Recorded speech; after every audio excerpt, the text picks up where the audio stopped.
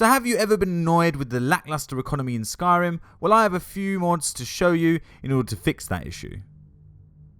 So the first mod is Carriage and Ferry travel overhaul. The fast travel system in the original game was rather static and boring, as well as being rather limited. This mod addresses this by allowing us to have dynamic prices for travel depending on the distance between the starting and end point.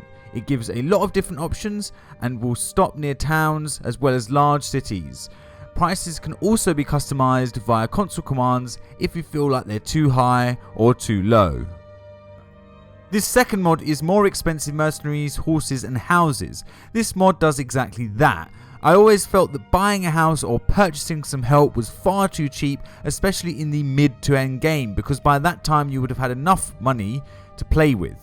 Horses were far too cheap in my opinion. I generally was able to get one after a few quests, which made exploring on foot relatively obsolete for me in the first part of my playthrough.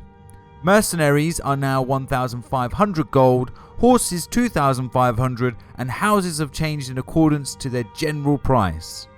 So as an example, Breeze Home in Whiterun is now 10,000 gold, whereas Proudspire Manor in Solitude is now 40,000 gold. So the next mod is Morrowind Miscellania. It does a few things other than changing just the economy, but we will focus on the economy side of the mod. It makes Daedric, rare and enchanted items very expensive to buy from vendors.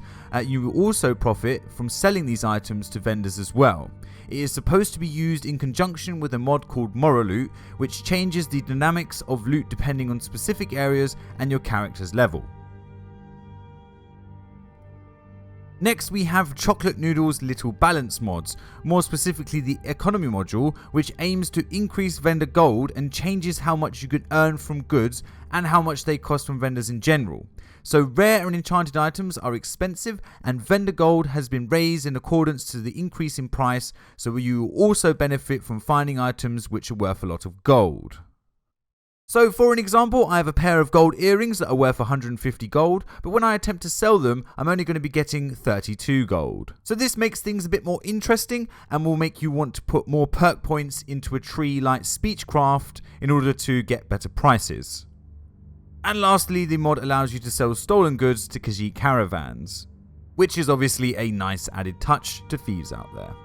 Lastly is Toblerone's Clutter and Economy tweaks. Again, we'll be focusing on the economy side, which affects quests. So gold from fetch quests have been reduced by half and bounty quests have been raised from 250 to 750. It also does something similar to ChocolateNoodle's economy tweaks by raising vendor gold and selling prices lower. So it may be best to use one or the other depending on your tastes.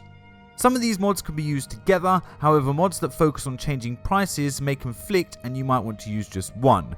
Other than that, I would highly recommend these mods and I feel that they make Skyrim's economy a more dynamic and vibrant marketplace. And that's all for today. If you liked the video, please like and subscribe and always give gratitude to the mod authors.